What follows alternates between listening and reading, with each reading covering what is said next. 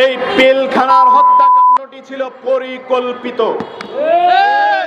আজকে বিডিআর সদস্যদের উপরে চাপিয়ে দেওয়া হচ্ছে, তার একটি নমুনা আমি বলে দিচ্ছি।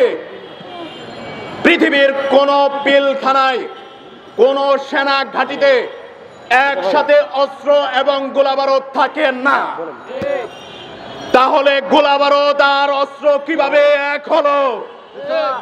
সেই সময়ের যারা সেনা কর্মকর্তা ছিল, যাদেরকে হত্যা করা হয়েছে, তাদের একজনও কেন আজকে বেঁচে নেই?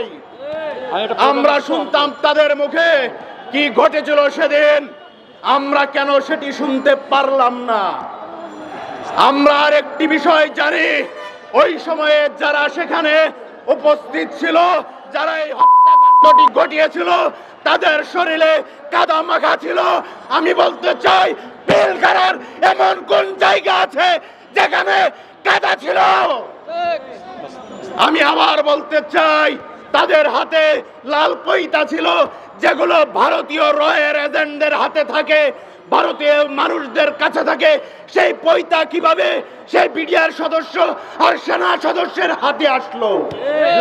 আমি জানতে চাই, 5 ঘন্টা পর কেন হাসিনার পালাকুত্তারা সেখানে প্রবেশ করলো? সেনাবাহিনীর সদস্যরা সেখানে ঢুকতে চেয়েছিল, তাদেরকে কেন ঢুকতে দেওয়া হলো না? আমি বলতে চাই, তারা যদি আজকে ঢুকতো, হয়তো একজন সেনা সদস্য বেঁচে ফিরতো।